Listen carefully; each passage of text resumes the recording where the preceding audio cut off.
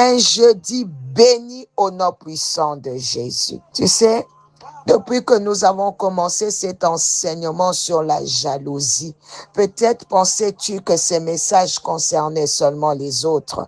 Mais plus tu écoutes, plus le Saint-Esprit te révèle que cela te concerne aussi. Il y a parfois une jalousie inconsciente dans nos cœurs que nous ne connaissons pas. La jalousie ne se manifeste pas toujours par la haine ou par les désirs de voir l'autre échouer. Parfois, elle se cache derrière des petites phrases comme achète-moi aussi comme tu as acheté pour telle personne. Donne-moi aussi comme tu as donné à quelqu'un d'autre. Ris avec moi aussi comme tu ris avec lui. Et donc, ce n'est pas toujours un simple désir d'être aimé. Parfois, c'est un cœur qui commence à se comparer et à réclamer la même place que l'autre. Oh my God! À travers cet enseignement, Dieu nous appelle à examiner nos cœurs, à apprendre à nous réjouir de la grâce qui repose sur les autres et à croire qu'il a aussi une bénédiction préparée pour nous. Bien-aimé, si tu ne comprends pas cet esprit, il est capable de produire des choses extrêmement graves. Il est capable de détruire une vie, une famille, une destinée. C'est pourquoi nous devons les combattre avec sérieux. La Bible dit dans Jean 10, 10, le voleur ne vient que pour voler, égorger et détruire. Mais moi, je suis venu afin que mes brebis aient la vie et qu'elle ait la vie en abondance. Voilà la mission de Satan, voler, détruire et tuer. Mais Jésus est venu pour nous donner la vie en abondance. Il est important de comprendre qu'il existe différentes formes de jalousie. Il y a une jalousie qui peut exprimer un désir de protéger ce que Dieu nous a confié. Par exemple, un mari qui veille sur son épouse ou une épouse qui veille sur son mari. Cette protection peut parfois s'exprimer par une certaine possessivité. Toutefois, même dans ces domaines, il faut rester équilibré, car l'excès conduit à la méfiance, au soupçon et peut détruire la confiance. Il ne faut jamais tomber dans les extrêmes. Mais ce matin, ce n'est pas de cette jalousie-là que je veux parler. Je veux parler de la jalousie qui naît de l'envie, de ces mauvais esprits qui poussent une personne à souffrir du bonheur de son prochain et à désirer ce que Dieu a donné à quelqu'un d'autre. C'est cet esprit de jalousie que nous devons identifier et chasser. Regardons ce que la parole de Dieu dit dans Galates 5. L'apôtre Paul parle des œuvres de la chair. Il dit qu'elles sont manifestes, c'est-à-dire qu'elles finissent toujours par se révéler. Elles ne restent pas cachées éternellement. Oh my God! Parmi ces œuvres de la chair, la Bible cite les rivalités, les querelles, les jalousies, les jalousies.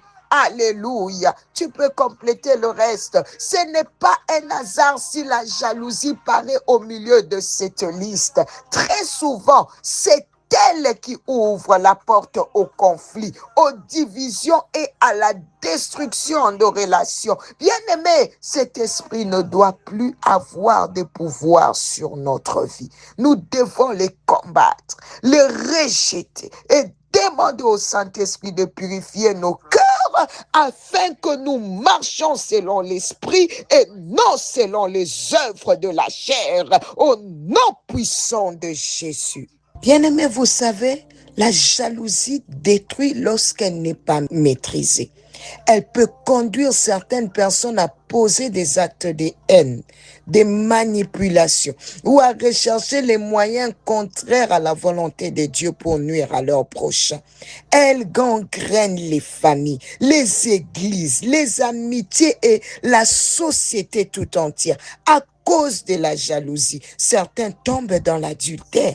Une femme convoite les maris de son ami, un homme convoite la femme de son ami ou même celle de son propre frère. D'autres choisissent la calomnie pour détruire la réputation d'une personne. Une sœur, tu parles mal de ta propre sœur pour briser son foyer. Why?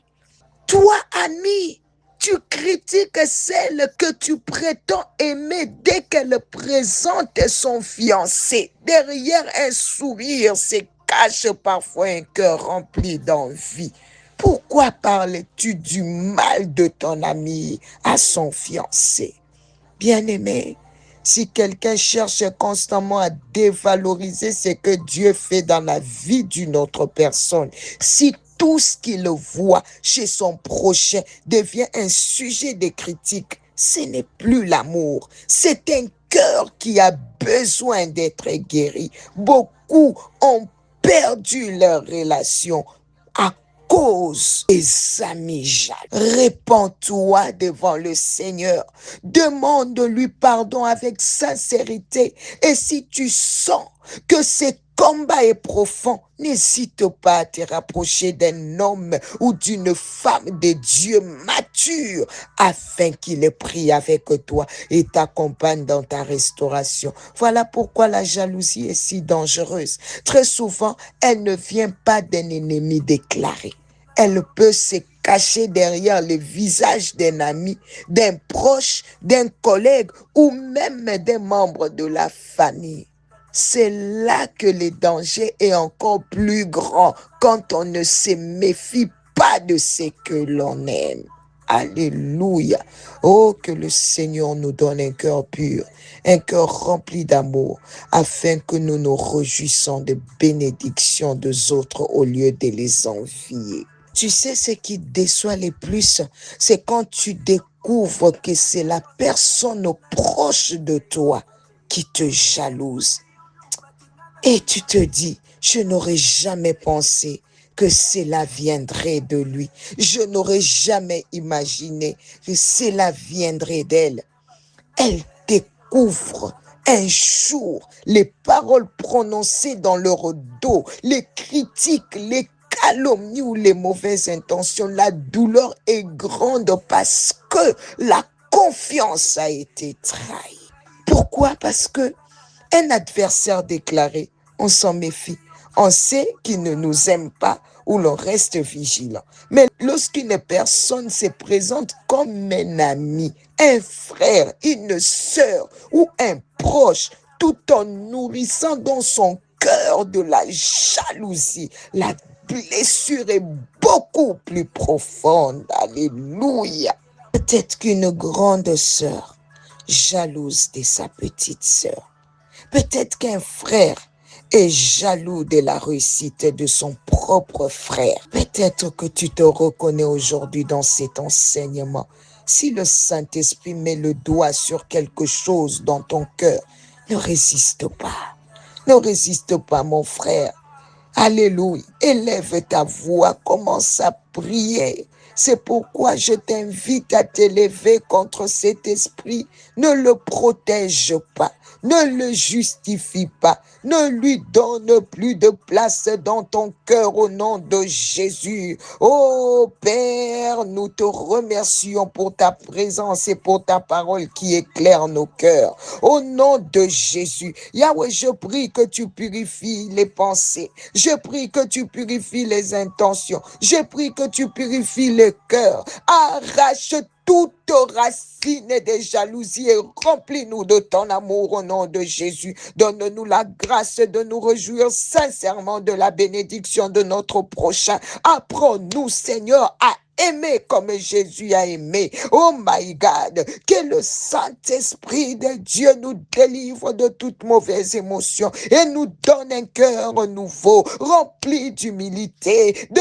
paix et de compassion. In the name of Jesus, nous rejetons l'esprit de jalousie. Nous choisissons de marcher dans l'amour. Au nom de Jésus, oh, que le Seigneur se souvienne de toi. C'était bien, maman Nathalie Lukula. Bye bye.